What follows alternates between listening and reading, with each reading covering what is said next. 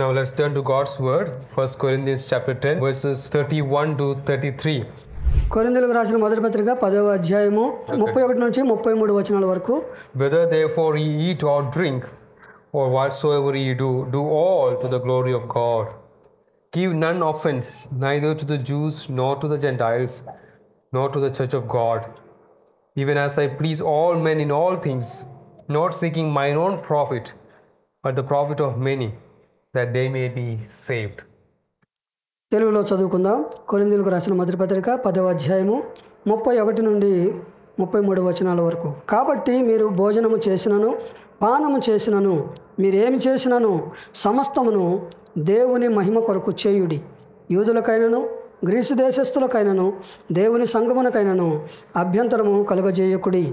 ఈలాగు నేను కూడా స్వప్రయోజనమును కోరక అనేకులు రక్షింపబడవలనని వారి ప్రయోజనమును కోరుచు అన్ని విషయములలో అందరినీ సంతోషపెట్టుచున్నాను. Last week also we meditated from the previous verses in this chapter, and we learned how we should not offend other believers and even others who are part of the church. గడిచిన వారంలో ఈ యొక్క వాక్య ధ్యానంలో భాగంగా మనం చూసినట్లయితే పోయిన వారము ఇతర విశ్వాసులను సంఘములో ఉన్నటువంటి ఇతర విశ్వాసులను మనం ఏ విధంగా వారిని ఇబ్బంది పెట్టకూడదు, వారికి ఆటంకంగా ఉండకూడదు అన్న విషయాన్ని మనం విని ఉన్నాం.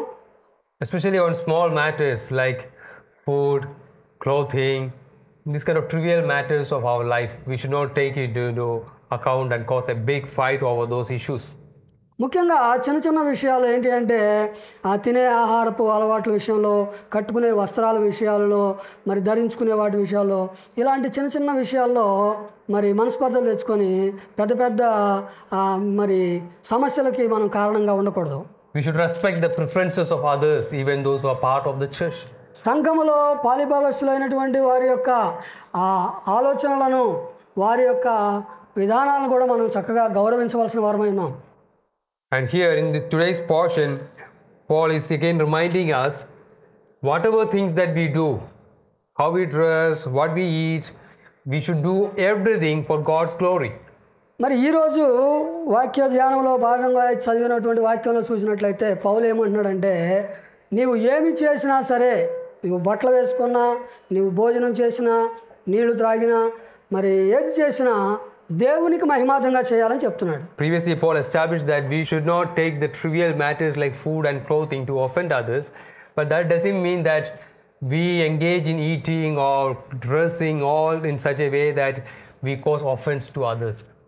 మరి ముందుగా పౌలు వీటి విషయంలో హెచ్చరించాడు. అయితే వాటిని బట్టి మనం వాటికే ఎక్కువగా ప్రాధాన్యత ఇచ్చి ఇతరులను ఇబ్బంది పెట్టే వారంగా మనం ఉండకూడదని వాక్యం ద్వారా మనం హెచ్చరిస్తున్నాడు. So the freedom that we have concerning these matters is not a license to do everything in the way that we want and then become a stumbling block even for others.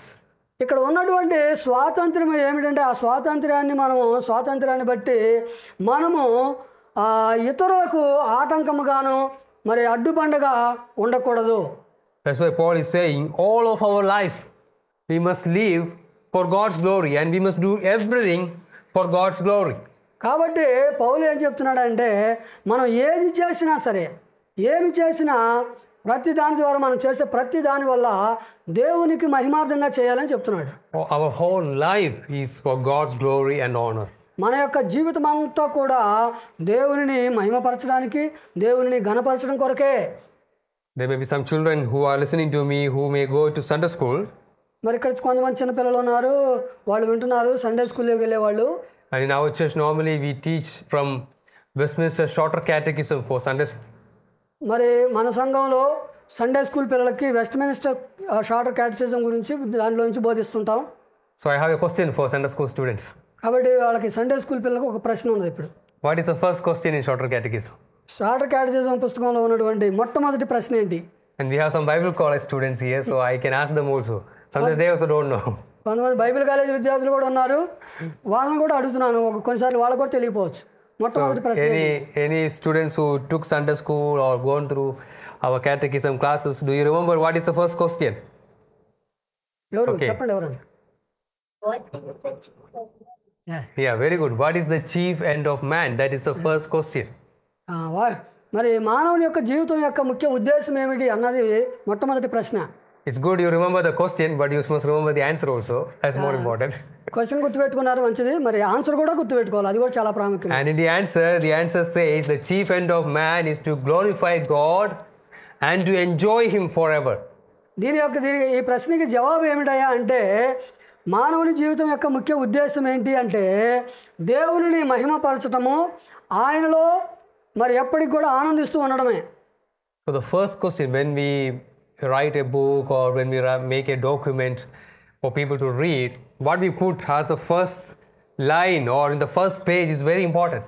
కాబట్టి మొట్టమొదటి ప్రశ్న, మనం ఏదైనా ఒకటి రాసేటప్పుడు దాంట్లో మొదటి మాట ఏమిటి, ఫస్ట్ దేని గురించి రాశారు అన్నది ప్రజలు చూస్తారు. So these great theologians who gathered at that time, they put this as the first question. మరి ఆ సమయంలో మరి ఆ యొక్క మేధావులు అందరూ కూడా కలిసి, ఆ తత్వవేత్తలు అందరూ వాళ్ళందరూ కూడా వేదాంత పండితులందరూ కలిసి ఇదిగో మొట్టమొదటి ప్రశ్న ఏది ఉండాలి అని ఆలోచన చేసి ఈ ప్రశ్నను వాళ్ళు ఉంచారు. And they want the church to remember it. They want people in the church to know it. And they even want the children to know it. For what purpose God created us. For what is the chief end of man. వాళ్ళు ఆ ప్రశ్న ఇవ్వడంలో వారి యొక్క ఉద్దేశం ఏమిటి అంటే, ఇదిగో సంఘము దీనిని గుర్తుంచుకోవాలి, ఎప్పుడు సంఘంలో ఉన్నటువంటి పిల్లలు కూడా ఈ సత్యాన్ని గ్రహించుకోవాలి. దేవుడు మనిషిని ఎందుకు సృష్టించాడు, మానవుని యొక్క మరి ఆ ఉద్దేశం ఏమై ఉన్నది అన్న విషయాన్ని ప్రతి ఒక్కరు తెలుసుకోవాలని వారు ఆలోచన కలిగి దానిని అక్కడ రాయడం జరిగింది. So there are two parts to the answer. One is to glorify God and another is to fully enjoy Him. ఈ యొక్క జవాబులో రెండు జవాబులు. ఒకటేంటంటే మొదటిది దేవునిని మహింపరచడం అనేది ఒకటైతే, రెండవది ఆయనలో ఆనందించడం, ఎప్పటికి కూడా నిత్యం ఆయనలో ఆనందించడం. And both goes together. When we do everything for God's glory, we find also happiness and enjoyment in what we do, and we find joy in God. ఈ రెండు కూడా కలిసి ప్రయాణం చేస్తాయి. మనం ఎప్పుడు కూడా దేవునికి మహిమార్థంగా ఏదైనా మనం చేస్తూ ఉన్నట్లయితే అదే సమయంలో అందులో మనము ఆ సంతోషాన్ని, ఆ ఆనందాన్ని మనం కలిగి ఉంటాం.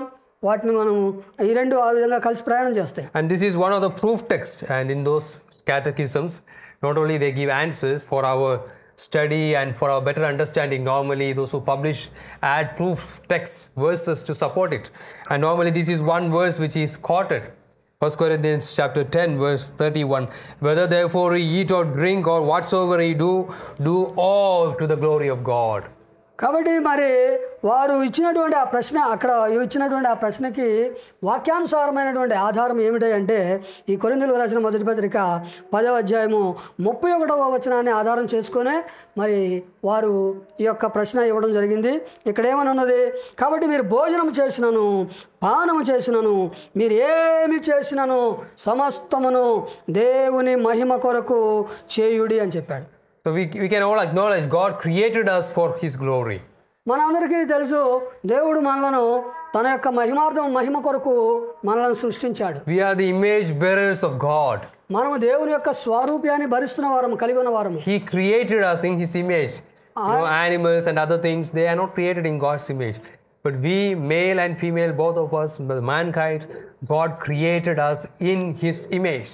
దేవుడు మానవులను మాత్రమే తన యొక్క స్వరూపంలో తన పోలిక చొప్పున చేశాడు, స్త్రీలుగాను పురుషులుగాను చేశాడు. అంతేగాని ఏ జంతువును కూడా తన యొక్క స్వరూపంలో చేయలేదు. And we need to reflect God's character, especially if we are believers, we are saved by God's grace and mercy. We must reflect God and His characters even in our life. కాబట్టి దేవుని యొక్క ప్రజలుగా మనము దేవుని యొక్క ప్రవర్తనను మనము ప్రతిస్పందించే వారంగా, ప్రస్ఫుటింపజేసే వారముగా ఉండాలి. దైవుని యొక్క లక్షణాలు మన ద్వారా కనపడాలా. Love, holiness, patience, kindness, all this we must also reflect. దేవునికి ఉన్నటువంటి ఆ యొక్క ప్రేమ, సహనము, దయ, కనికరము, క్షమాపణ ఇవన్నీ కూడా మనం కూడా కలిగి ఉండి వాటిని మనం ఇతరుల పట్ల చూపించే వారంగా ఉండాలి. God created us also to worship Him, to honor Him, to ascribe all glory to Him. అంతేకాదు దేవుడు మనం ఆయన్ని ఆరాధించడానికి, ఆయనను ఘనపరచడానికి, మరి సమస్త మహిమ ఆయనకు కలిగే విధంగా చేయడానికి మనల్ని సృష్టించాడు. Whenever you come for worship service on the Lord's Day, we are again confessing and acknowledging that, Lord, I belong to you. I am gathering to praise you. I am gathering to honor you. So every time when we go for a worship service to hear God's word, to be in God's presence, we are again acknowledging, Lord, I don't belong to myself. I belong to you. I want to honor you. I want to glorify you. కాబట్టి ప్రభు యొక్క సన్నిధికి ఆరాధన చేయడానికి వచ్చినప్పుడు, ఆయన వాక్యాన్ని వినడానికి వచ్చినప్పుడు మనం ప్రభు దగ్గర ఒప్పుకోవాల్సిన, గ్రహించాల్సింది ఏంటంటే, ప్రభువా, నేను నీకు చెందిన వాడను, నేను నా సొత్తు కాదు, నేను నీ సొత్తు అయి ఉన్నాను, నీ స్వరూప్యంలో ఉన్నాను, నిన్ను మహిమపరచవలసిన వాడినై ఉన్నాను, నీ కొరకు జీవించవలసిన వాడినై ఉన్నాను. ఈ విషయాలు మనం గుర్తుపెట్టుకొని ప్రభు సన్నిధిలో మనం వాటిని ఆ విధంగా ప్రభువుని ఒప్పుకోవాలా. So every time when we gather for worship in the church, we do things for His glory. కాబట్టి ప్రతిసారి సంఘములో మనం సంఘముగా సమకూడినప్పుడల్లా కూడా ఇదంతా మనం ఎందుకు చేస్తున్నామంటే ఆయన మహిమ కొరకు చేస్తున్నాం.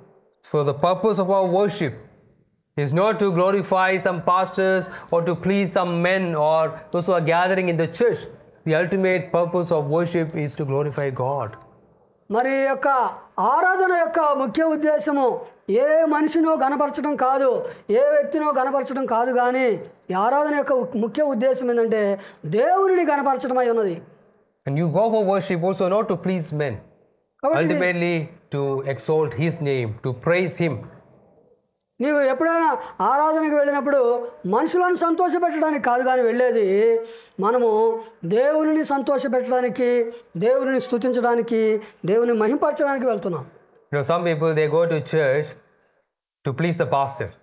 మరి కొన్నిసార్లు కొంతమంది కేవలము ఆ పాస్టర్ గారిని సంతోషపెట్టడానికే మరి చర్చికి వెళ్తాం, సంఘానికి వెళ్తుంటారు. Sometimes they hear that the pastor is not there next week, they will not come. ఒక్కసారి మరి వచ్చే వారం ఆ పాస్టర్ గారు ఉండట్లేదు అని తెలిసిందనుకో, ఆ వారం వాళ్ళు రారు. ఇక They will be there in the church if the pastor is there. ఎందుకంటే ఆ పాస్టర్ గారు ఉంటేనే వాళ్ళు అక్కడ సంఘంలో ఉంటారు. Are they coming to worship God or are they coming to greet the pastor? So దీన్ని బట్టి అర్థం చేసుకోండి, వాళ్ళు దేవుణ్ణి ఆరాధించడానికి వస్తున్నారా, లేకపోతే కేవలం ఆ పాస్టర్ గారిని సంతోషపెట్టడానికి వస్తున్నారా? When we go for worship, we are going not to please men or the leaders of the church. We must go there to glorify God. కాబట్టి మనం సంఘానికి వస్తున్నప్పుడు మనం ఏదో సంఘంలో ఉన్నటువంటి పెద్దలను, సంఘ నాయకులను, సంఘ కాపర్లను వీళ్ళను సంతోషపెట్టడానికి మనం రావట్లేదు, దేవుని గణపరచడానికి వస్తున్నాం. And sometimes we are so concerned about other members in the church. మరి అట్లాగే కొన్నిసార్లు సంఘంలో ఉన్నటువంటి ఇతర సభ్యుల పట్ల మనకు ఒక రకమైన శ్రద్ధ ఉంటుంది. Some youngsters, they may be very close to some friends in the church and they hear that your friend or one of your close friend in the church is not going, oh then I also don't want to go. మరి యవనస్తులు చక్కగా వాళ్ళు కొంతమంది స్నేహితులు ఉంటారు, ఒకసారి నీ friend ఈరోజు ఆరాధనకు రావట్లేదు, ప్రార్థనకు రావట్లేదు అని తెలిసిందనుకో, ఓ నా ఫ్రెండ్ రావట్లేదు కానీ నేను కూడా వెళ్ళను అన్నట్టుగా అనుకుంటారు. But we should not take into account all these kind of things. We should always think, I worship for God's glory. I go to church to praise Him, to pray to Him, to hear from Him. So others don't go, or whether sometimes the pastor may not be there, there's maybe another person to preach God's word. But we must make sure that we do it not to please men, but we do it for God's glory. కాబట్టి సంఘంలో ఎప్పుడు కూడా ఇలా ఉండకూడదు, వాళ్ళు వస్తే నేను వస్తాను, వాళ్ళు వస్తే నేను వస్తాను, ఇట్లాగా మనుషులను బట్టిగా మనం నడుచుకోకూడదు. కానీ ఎవరు వచ్చినా రాకపోయినా నేను సంఘానికి వెళ్ళాలి, నేను దేవుణ్ణి ప్రార్థన చేయాలి, దేవుని గణపరచాలి, దేవుని స్తుతించాలి, దేవుని గణపరచాలి అని ఆ విధంగా అలాంటి స్వభావంతో, అలాంటి ఆలోచనతో రావాలి తప్ప ఏదో మనుషులను సంతోష పెడదాము లేకపోతే ఇతరుల మెప్పు కొరకు మనం సంఘానికి రాకూడదు. I think many of us may be fine to agree to that.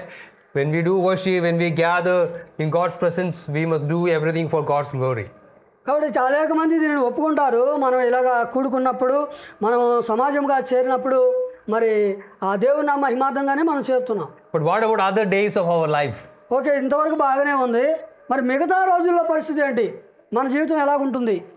Some on Sunday they are very spiritual, they are very holy, they behave in such a way that they are holy saints.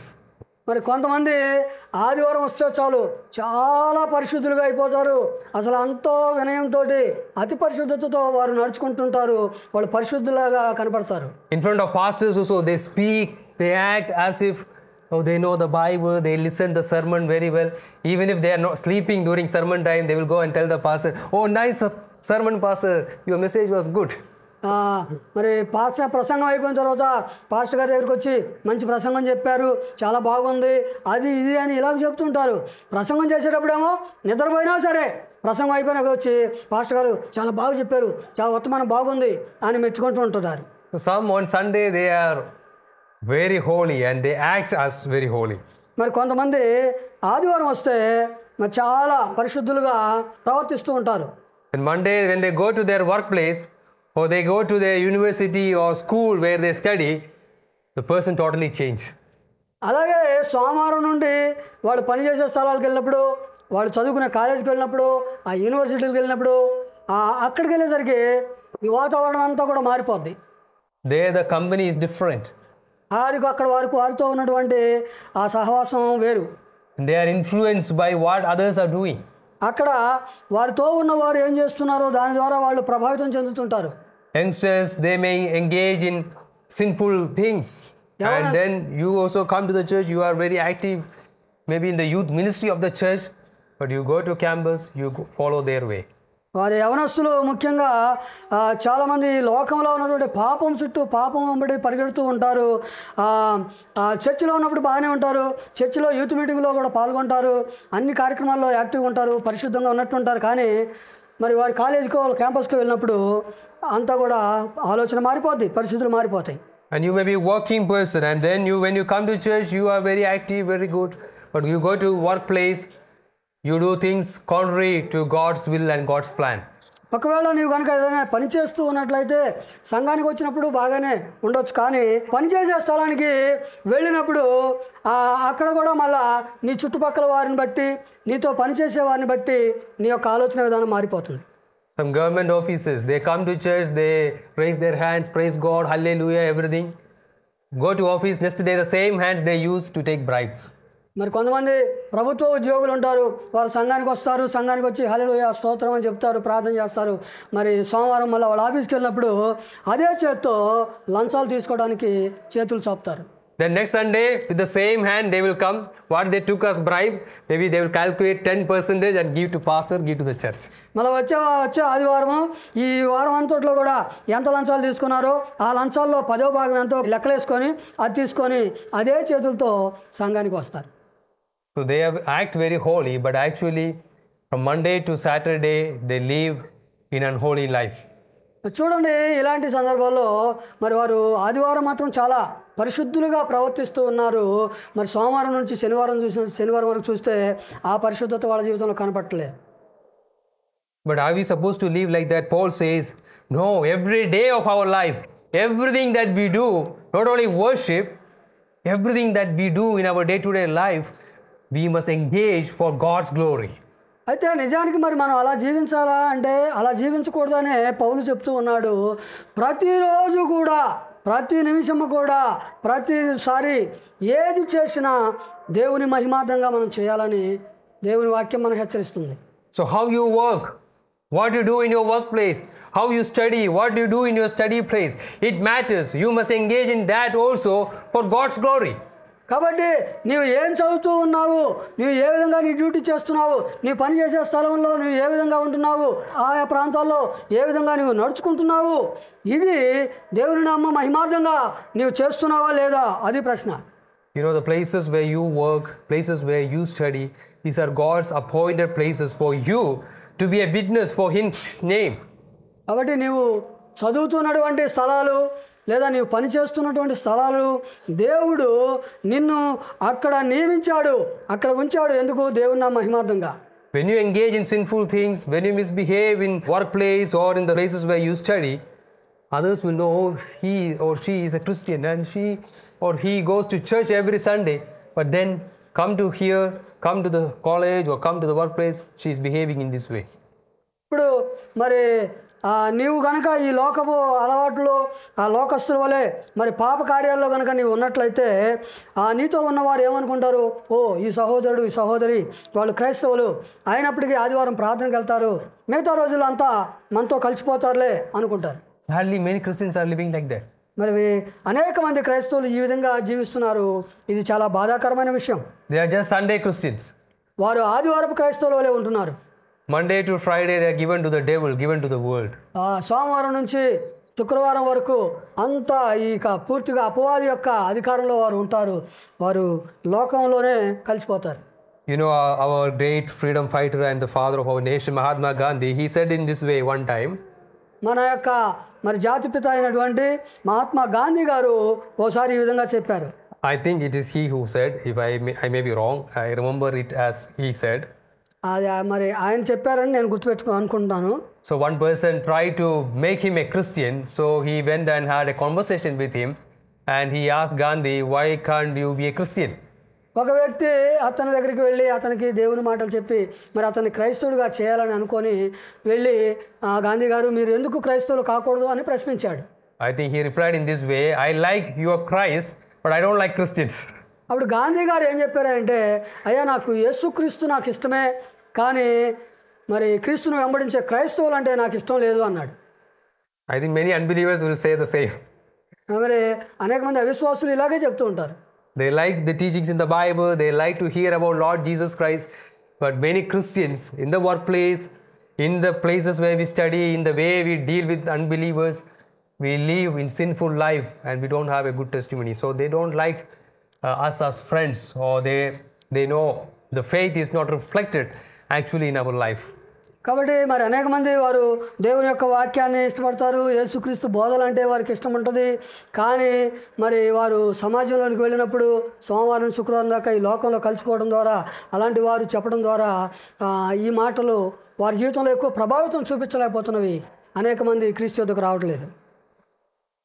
When our friends, when they talk about us, especially as Christians, how they see us, are they seeing us as Christians who apply also the principles that God gave to us, the biblical principles in our workplace, in our study place, in the colleges where we go to study?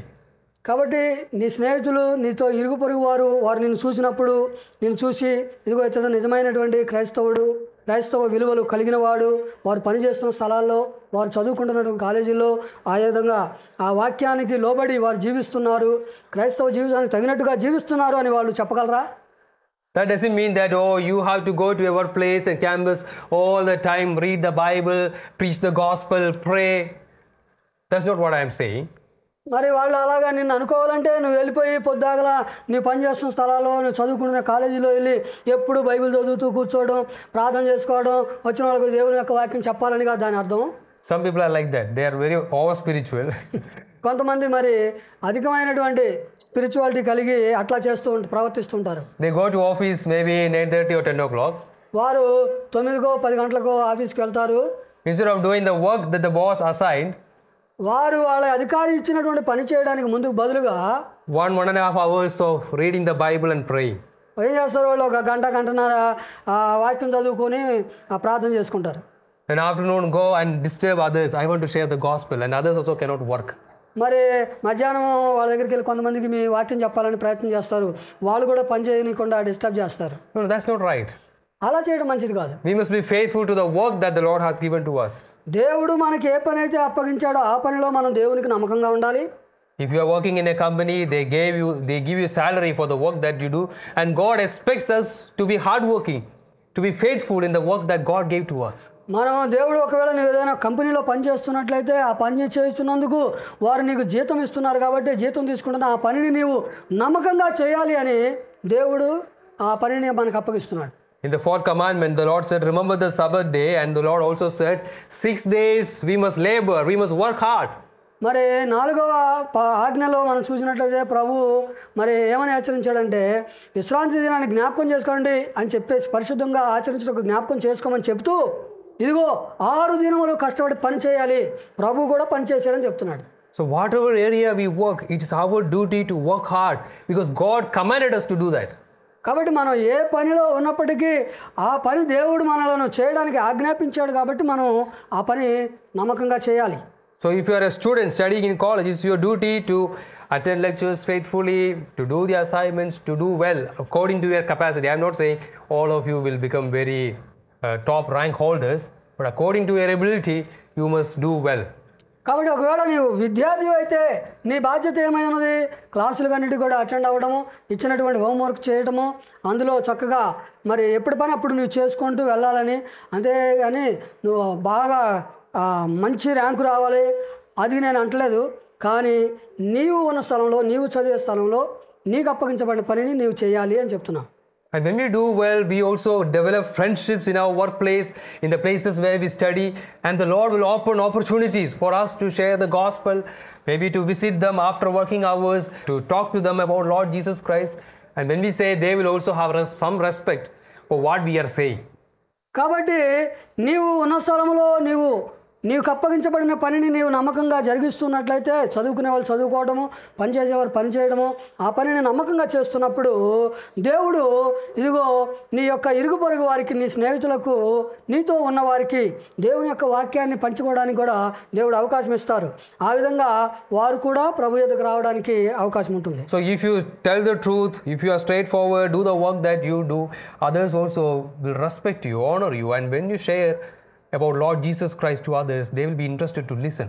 But if you are a person who cuts short, don't do the work properly, say always lies, you talk about Jesus to them, they may not be interested to listen. They will say, why should I follow Christ? You are behaving like this and you are talking about all this to me. కాబట్టి చూడండి ప్రియులారా, మరి నీవు గనక చక్కగా నమ్మకంగా నీవు గనక ఉన్నట్లయితే నీకు అప్పగించబడిన పనిలో ఆ విధంగా నీవు ఇతరులకు చెప్పినప్పుడు నీ ప్రవర్తనను బట్టి వారు నీ మాట కూడా వింటారు, ప్రభు దగ్గరికి వస్తారు, గౌరవిస్తారు. అలా కాకుండా నీవు చెప్పేది ఒకటి చేసేది ఒకటిలాగా ఉన్నదనుకో, నీ మాటలకి నీ చేతలకి పొంతన లేనప్పుడు నీవు యేసుక్రీస్తు గురించి చెప్తే వాళ్ళు ఏమంటారు? నీ ప్రవర్తనే సరిగా లేదు, నువ్వే సరిగా లేవు, మేమెందుకు రావాలి అన్నట్టుగా మాట్లాడతారు. So it is important that we do everything for God's glory in our everyday life. కాబట్టి మనము మన అనుదిన జీవితంలో సమస్తం కూడా ఏమి చేసినాను దేవుని మహిమార్థంగా చేయాల్సినటువంటి అవసరత ఉన్నది. Where we go, మనం ఎక్కడికి వెళ్ళినా, what we speak, ఏది మాట్లాడినా, what we do, all this matters. మనం ఏమి చేసినా సరే ఇవన్నీ కూడా. And we must think whether what am I doing, is it pleasing to God? What I am engaged in, is it pleasing to God? కాబట్టి మనం ఆలోచన చేసుకోవాలా, ఇదిగో నేను ఏమి చేస్తున్నాను, ఈ పని వలన దేవునికి మహిమ కలుగుతుందా, నేను ఏమి ఆలోచన చేస్తున్నాను, ఈ ఆలోచనల వల్ల దేవునికి మహిమ కలుగుతుందా, ఇట్లా మనం ఆలోచన చేసుకోవాలా. So Paul is even bringing it even to the small matters of our day-to-day life, eating and drinking, which we engage in every day of our life 2-3 times.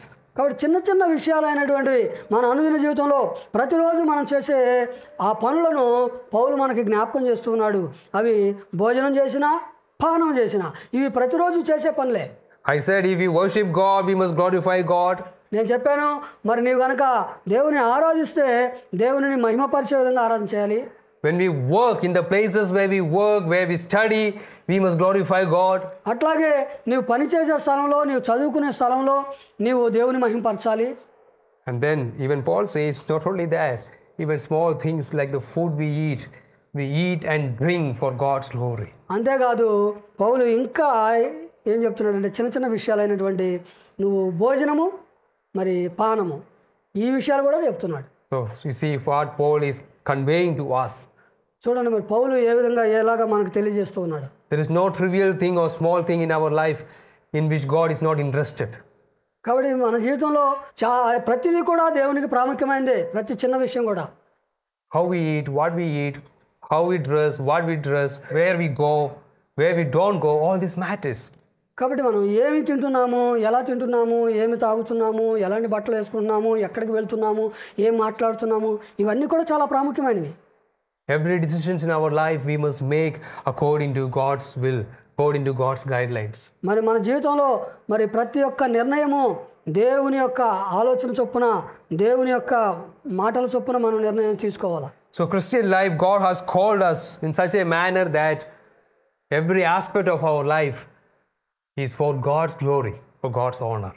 కాబట్టి క్రైస్తవ జీవితంలో ప్రతిదీ కూడా, ప్రతి భాగము మరి దేవుని యొక్క మహిమార్థమై ఉన్నది, దేవుని యొక్క కొరకు, దేవుని ఘనత కొరకై ఉన్నది. And it's a battle, and when God tells us to do this, we know the practical reality of it. ఇది ఒక పోరాటంలాగా, యుద్ధంలాగా మనకు ఉండొచ్చు. దేవుడు ఈ పని చేయమని చెప్పినప్పుడు దాని వాస్తవికతలోకి వచ్చేసరికి మనకు ఒక పోరాటంలాగా అనిపించవచ్చు. When we go to our workplaces, we know how much temptations are there for us to cause to sin. మరి చూడండి, మనం పనిచేసే స్థలానికి వెళ్ళినప్పుడు అక్కడ పాపము చేయడానికి ఎన్ని రకాలైనటువంటి శోధనలు మనకు వస్తాయో మనకు తెలుసు. And it's very hard to survive in modern workplaces if you are a truthful person. కాబట్టి నువ్వు ఒకవేళ యథార్థవంతుడు అయితే ఈ యొక్క ఆధునిక కాలంలో ఆ విధంగా పనిచేయడం చాలా కష్టం. They may avoid you for being truthful. నీవు నమ్మకంగా ఉన్నందుకు, యథార్థంగా పనిచేస్తున్నందుకు కూడా కొన్నిసార్లు నేను అక్కడ నుంచి తీసివేయవచ్చు. They may not give you promotion. నీకు ఏ విధమైనటువంటి ప్రమోషన్ ఇవ్వకపోవచ్చు. Maybe they have to resign from your work. అట్లాగే నీ పనిని నీవే రిజైన్ చేసి వెళ్ళిపెట్టేట్టుగా కూడా చేస్తారు. And some more you say you are a Christian, that become another reason to avoid you. ఇదిగో మిమ్మల్ని తీసివేయడానికి గల కారణం ఏంటంటే నువ్వు క్రైస్తవుడివి అని కూడా చెప్పి తీసివేయచ్చు. So we are living in a world full of sin and full of temptations to tempt us to do things not for God's glory, for pleasing men. కాబట్టి మనం ఎలాంటి ప్రపంచంలో మనం జీవిస్తున్నామంటే మన చుట్టుపక్కల ఎటు చూసినా పాపమే ఉన్నది. ఈ పాపంలో మరి మనుషులను సంతోషపెట్టేవాళ్ళే కానీ దేవుణ్ణి సంతోషపెట్టేవాళ్ళు లేరు. And those who are around us, maybe our colleagues, those who are studying with us, everybody may be engaging in some kind of sinful things. మరి మన చుట్టూ ఉన్నవారు, మన జతపని వారు కావచ్చు, లేదా మనతో పాటు చదువుకునేవారు కావచ్చు, మనతో కలిసి పనిచేసేవారు, వాళ్ళందరూ కూడా మరి ఏదో ఒక పాపంలో నిమగ్నం అయిపోతున్నారు. So let me also follow. So వాళ్ళందరూ ఉన్నారు కాబట్టి వాళ్ళు చేసినట్టు నన్ను కూడా అలాగే చేయనండి అనిపిస్తుంది. And even our country, our political system is all corrupted to the point that evil things are encouraged. మన యొక్క దేశంలో కానీ మన యొక్క రాజకీయాల్లో కానీ చూసినట్లయితే మరి ప్రతి దాంట్లో కూడా మరి కీడు చేయడం అనేది, పాపం అనేది మరి ఇమిడి ఉన్నది. Maybe if you are studying, maybe all of your classmates, they are just copying assignments, or in exams also they are cheating. Everybody is doing. If I don't do that, I will fail. They will all get rank. So let me also do it. నువ్వు చదువుకునేటప్పుడు ఒకవేళ నీ స్నేహితులందరూ, నీ పొరుగువారు అందరూ, మరి నీతో ఉన్నవారు అందరూ కూడా చూసి రాయడం, కాపీ కొట్టడం ప్రాక్టీస్ చేస్తూ ఉన్నారు. అప్పుడు నీకు కూడా అనిపిస్తుంది, అయ్యో మరి నేను చూసి రాయకపోతే నాకు మార్కులు రావు కదా, కాబట్టి నేను కూడా చూసి రాస్తే బాగుంటుంది అనిపించవచ్చు. Even in our country, it's quite a sad scenario. Even well respected or well known exams are now a lot of cheating is happening, a lot of scam is happening. మన యొక్క దేశంలో మరి అత్యంత ఉన్నతమైనటువంటి మరి ఉద్యోగాల్లో కానీ, ఉన్నతమైనటువంటి చదువుల్లో కానీ, మరి వీటన్నిటిలో కూడా ఎంతో స్కామ్ చూస్తూ ఉంటున్నాం మనం. ప్రతి ఎగ్జామ్ కూడా మరి అవినీతి అనేది ఆ ఎగ్జామ్స్లో చూస్తూ ఉంటున్నాం. I think some of you might have heard recently the NEET exam paper, it was leaked. మరి కొంతమంది మీరు విని ఉండొచ్చు, ఈ మధ్య నీట్ ఎగ్జామ్ రాశారు, ఆ యొక్క పేపర్ ముందుగానే లీక్ అయిపోయింది. And recently the verdict came, they are not going to conduct the exam again. అయితే వాళ్ళు లీక్ అయిందని తెలిసినప్పటికీ దాని మీద ఎన్ని అభియోగాలు వచ్చినా వాళ్ళు మేము మళ్ళీ కండక్ట్ చేసేది లేదని చెప్పారు. Anyway, only few people got access to the paper. Lakhs of people wrote the exam. Only few people got affected. Okay, let us keep it as it is. కొంతమంది మాత్రమే అది లీక్ అవడం వల్ల దానివల్ల ప్రయోజనం పొందారు. లక్షల్లో మంది రాసినప్పటికీ ఎవరైతే ముందుగా ఆ పేపర్ తెలుసుకున్నారో వాళ్ళు మాత్రమే బెనిఫిట్ పొందారు దానివల్ల. So leaking exam paper, copying, and getting into positions of power by illegal means, all this is becoming the new norm in society. మరి చూడండి, ఈ ఎగ్జామ్స్ రాసే విషయాల్లో కానీ, కండక్ట్ చేసే విషయాల్లో కానీ, మరి ప్రమోషన్లు ఇచ్చే విషయంలో కానీ, వీటన్నిటిలో కూడా మనం చూసినట్లయితే ఈ యొక్క సామాజిక పరంగా ప్రతి దాంట్లో కూడా అవినీతి అనేది కనపడుతుంది. So what I try to convey this, we live in a very sinful world. కాబట్టి నేను మీకు ఏం చెప్పాలని ప్రయత్నం చేస్తున్నాను అంటే, మనము పాపపు లోకంలో జీవిస్తున్నాం. The temptations to fall into sin is real, and every day it's a battle. పాపములో పడిపోవడం అనే శోధన రావడం అనేది నిజము. ఇది ప్రతిరోజు కూడా మనకి ఒక యుద్ధం లాంటిది, పోరాటం లాంటిది ఉంది. It is easy to come to church and worship God, but then to maintain a godly witness, to do things for God's glory in our workplaces is really a struggle. మరి ఈ సంఘానికి రావడము, ఆరాధన చేసుకోవడము, ప్రార్థన చేసుకొని వెళ్ళిపోవడం సులభం, కానీ మనం పనిచేస్తున్న స్థలాలలో ప్రభు కోసం జీవించడం అనేది అది ఒక పోరాటం లాంటిదే. That's why we need God every day. కాబట్టి ప్రతిరోజు కూడా మనకు దేవుడు కావాలి. We need God's mercy, we need God's grace. దేవుని యొక్క కృప, దేవుని యొక్క కనికరము మనకు అవసరము.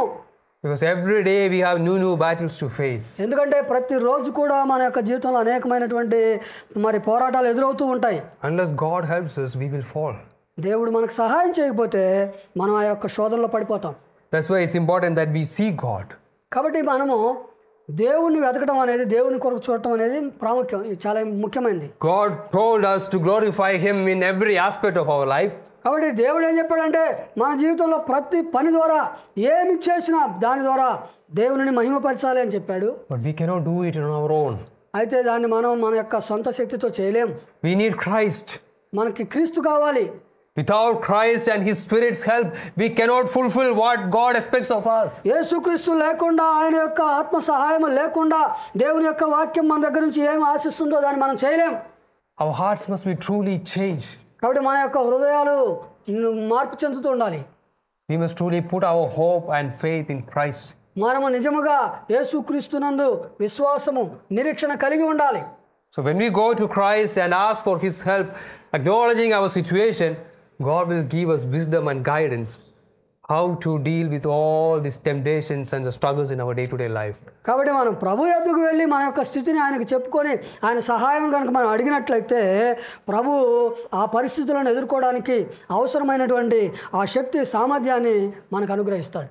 So having faith in Lord Jesus is very important. That's the only way you can glorify God in every aspect of our life. కాబట్టి యేసుక్రీస్తునందు విశ్వాసము కలిగి ఉండడం అనేది చాలా ప్రాముఖ్యము. ఆ విశ్వాసము ద్వారానే నీ జీవితంలో వచ్చే సమస్యలను నీవు ఎదుర్కోగలవు. If we try to do this by our own power, to please God by our own efforts, try to be truthful, try to do everything in a way that we think that we will please God, but in the end, we will again fall into sin. కాబట్టి నీవు నీ శక్తి సామర్థ్యాల మీద ఆధారపడి నీవుగా పరిశుద్ధంగా జీవించాలి, యథార్థంగా జీవించాలి, నమ్మకంగా జీవించాలని నీ మీద నీవు ఆధారపడితే దాని యొక్క పర్యవసానం చివరికి నీవు ఆ పాపంలో పడిపోతావు. And each time you fall, you may feel more and more depressed. ఆ విధంగా శోధనలో పడిపోవడం ద్వారా నువ్వు దానికి ఇంకా నీవు కూడా డిప్రెషన్కి వెళ్ళిపోతావు. Oh, I tried, I failed. Let me leave. And some even abandon faith, saying, I tried to be godly, but I failed. కొంతమంది చెప్తారు, మరి ఇదిగో నేను దైవికంగా ఉండాలని ఎంతో ప్రయత్నం చేశాను కానీ నేను విఫలమైపోయాను అంటారు. Sometimes we try to do this by our own power. కొన్నిసార్లు మన మీద మనం ఆధారపడి మన శక్తి మీద బట్టి ఆ విధంగా చేయాలని మనం ప్రయత్నం చేస్తాం. But the word of the Lord reminds us, and Paul also always reminds us, it is in Christ that we can glorify God. కాబట్టి దేవుని యొక్క వాక్యము మరి పౌలు ఎప్పుడు కూడా మనకు జ్ఞాపకం చేస్తుంది ఏంటంటే మనము యేసు క్రీస్తులోనే దేవుని మహిమపరచగలం. And even if we fail certain occasions, Lord again encourages us to pursue holiness, to pursue this pursuit of godliness, doing everything for God's glory. ఒకవేళ కొన్నిసార్లు మనము విఫలమైనా సరే మనం యేసుక్రీస్తు మీద ఆధారపడడం ద్వారా ఆ యొక్క మరలా మనం పరిశుద్ధంగా జీవించడానికి, మరలా మనం యథార్థంగా జీవించడానికి ఆ యొక్క అవసరమైన శక్తిని మరి దేవుడు మహిమార్థంగా దేవుడు మనకు అనుగ్రహిస్తాడు. So there may be occasions where you failed in certain aspects in your workplace or in your studies. You have done things which are not pleasing to God. Lord is calling us to repent and confess and go to Him for His help. The Lord may strengthen you the next time to have victory over that sin. కొన్నిసార్లు మరి నీవు చదువుకునే స్థలాల్లో కానీ, నీవు పనిచేసే స్థలాల్లో కానీ మరి నీవు శోధనలో పడిపోయి నీ ఆ యథార్థతలో ఉండలేకపోయినప్పటికీ నీవు ప్రభు దగ్గరికి వచ్చినప్పుడు ప్రార్థన చేసినట్లయితే మరలా నీ ఆ పరిస్థితిని ఎదుర్కోవడానికి అవసరమైనటువంటి ఆ శక్తి సామర్థ్యాన్ని ప్రభు నీకు అనుగ్రహిస్తాడు. And God knows our heart, our sincere desire to do everything for God's glory. ఎందుకంటే దేవుడికి మన హృదయాలు తెలుసు. నీ హృదయంలో నువ్వు నిజముగా ఆశ కలిగి ఉన్నావా, దేవుని మహిమపరచాలని ఆ ఆశ నీకు ఉన్నట్లయితే ఆ విధంగా ప్రభు సహాయం చేస్తాడు. And God honors even our sincere desires. Sometimes even if we don't do it in a perfect way as God expects, God even accepts our imperfect acts of devotion, imperfect acts of attempts that we make for His glory. కాబట్టి మరి దేవుని కొరకు మనము పరిపూర్ణంగా చేయలేకపోయినప్పటికీ ఆ చేయాలి అన్న ఆశ, జీవించాలి అన్న ఆశ, మహిమపరచాలన్న ఆశ నీకున్నప్పుడు ఆ ఆశ చొప్పున దేవుడు నీకు సహాయం చేయడానికి సిద్ధంగా ఉంటాడు. నీవు దేవుడు ఆశించినట్లుగా నీవు చేయలేకపోవచ్చు, అయినప్పటికీ నీకున్న ఆశ చొప్పున నీవు చేసేదాన్ని దేవుడు అంగీకరిస్తాడు. Our heart matters, our motive matters. కాబట్టి మన యొక్క హృదయము మనం పరివర్తన చెందడము, మన యొక్క నడవడికి ఇవి ముఖ్యమైనవి. If we are relying on Christ, if we are relying on His saving grace to achieve what God has told us, God is always there to help us. కాబట్టి నీవు గనక యేసుక్రీస్తు మీద ఆధారపడినట్లయితే, యేసుక్రీస్తునందు నమ్మిక కలిగి ఉన్నట్లయితే, నీవు ఏమి చేయాలనుకుంటున్నావో ఆ విషయంలో ఆ ప్రభు నీకు సహాయం చేస్తాడు. You might have failed many times miserably. కొన్నిసార్లు అనేక సార్లు నీవు చాలా భయంకరంగా విఫలమైపోవచ్చు. But God again invites us, come all those who are burdened and heavy laden. అయితే ప్రభు మరలా పిలుస్తూ ఉన్నాడు, ప్రయాసపడి భారము మోసుకొని పోవచ్చున్న వాళ్ళరా నా యొద్దకు రండి అంటున్నాడు. Maybe you are so troubled by the weight of sin and the sinfulness that you have engaged in your workplace or in the places where God appointed you. దేవుడు నిన్ను నియమించిన స్థలంలో, నీవు ఉన్న స్థలంలో నీకు కలుగుతున్నటువంటి ఆ యొక్క పాపపు శోధనలో, ఆ పాపపు భారములో మీద నీవు ఉండవచ్చేమో. God is calling us to come and cast all our burdens, including our sins, in His feet. అయితే ప్రభు మనల్ని పిలుస్తూ ఉన్నాడు, ఇదిగో నీ భారం అంతా నా మీద మోపండి, నీ ప్రయాస అంతా తీసుకొచ్చి ప్రభు యొక్క పాదాల దగ్గర పెట్టు. And call upon His name because of Christ and what He has done for us. యేసుక్రీస్తు యొక్క ఆయనని పిలవండి, ఆయన మన కొరకు ఏమి చేశాడో ఆ దానిని బట్టి ఆ ప్రభువుని పిలువు. He is there to accept us because that's why God sent His Son, Lord Jesus. He took our burdens, He took our sins on the cross, and He promises us that we can have victory. And He promises us all the help that we require to have a life in this world where we can have victory over sin and the temptations of this world. దేవుడు ఎప్పుడు కూడా మనకు సహాయం చేయడానికి సిద్ధంగా ఉంటాడు. అందుకే ఆయన తన కుమారుడైన యేసుక్రీస్తుని లోకానికి పంపించి ఆయన మన పాపాలను, మన రోగాలను ఆ శిలువపై ఆయన భరించాడు మనలను విమోచించడానికి. కాబట్టి ఆయన ఎప్పుడు కూడా సిద్ధంగా ఉంటాడు. ఆయనని యేసుక్రీస్తు ద్వారా నీవు పిలవాలి. So if you come and cast all your burdens at His feet, the Lord is there to help us. నీవు గనక యేసు ప్రభు దగ్గరికి వచ్చి నీ భారం ఆయన మీద కనుక నీవు మోపినట్లయితే ఆ భారం ఆయన తీసివేయడానికి ఆయన సిద్ధంగా ఉన్నాడు. When you read this, what Paul is saying, oh, whether we eat or drink, do it all for the glory of God, we may be terrified. ఇదిగో నీవు ఏమి చేసినా సరే, భోజనం చేసినా, పానం చేసినా, దేవుని నా మహిమార్థం చేయండి అన్నది కొంచెం భయంకరంగా ఉండొచ్చు. And when we look at our own life, there is enough reason to be terrified. మనం భయపడడానికి కూడా మన యొక్క జీవితాలను మనం చూసుకున్నప్పుడు చాలా కారణాలు ఉంటాయి. But when we look at Christ, when we look at God's mercy, when we look at God's love offered to us in Lord Jesus Christ, we have reason to be comforted, to be strengthened, and to try again and again to live a life for God's glory and honor. కాబట్టి మనము యేసుక్రీస్తు వైపు చూసినప్పుడు, ఆయన దగ్గరకు వచ్చినప్పుడు, ఆయన యొక్క ప్రేమను మనం తెలుసుకొని ఆయన మీద ఆధారపడినప్పుడు మరలా మనము ఏ విషయంలో అయితే పడిపోతున్నామో ఆ విషయాల మీద జయం కలిగి ఉండడానికి మరలా ఆయన మనకు శక్తిని దయచేస్తాడు. So I briefly told you about the chief end of man. It is to glorify God and to enjoy Him forever. And that can happen only if we are in Lord Jesus Christ. నేను ముందుగా చెప్పాను కదా, మానవుని యొక్క జీవితం యొక్క ముఖ్య ఉద్దేశం ఏమిటంటే దేవునిని మహిమపరచటం అన్నది. ఇది ఎలా జరుగుతుంది అంటే నీవు క్రీస్తులో ఉన్నప్పుడు మాత్రమే జరుగుతుంది. It is only through Christ that we can have true enjoyment and happiness in this world. ఇది యేసుక్రీస్తు ద్వారా మాత్రమే మనము నిజమైనటువంటి సంతోషాన్ని, నిజమైనటువంటి సమాధానమును మనము అనుభవించగలము. So may God help all of us to have that joy and that happiness in Lord Jesus Christ and to do everything for His honor and His glory. కాబట్టి సమస్తమును మీరు చేయనిదంతా కూడా దేవుని నామ మహిమార్థంగా చేయుటకు ప్రభువైన యేసుక్రీస్తు మీకు సహాయం చేయునుగాక.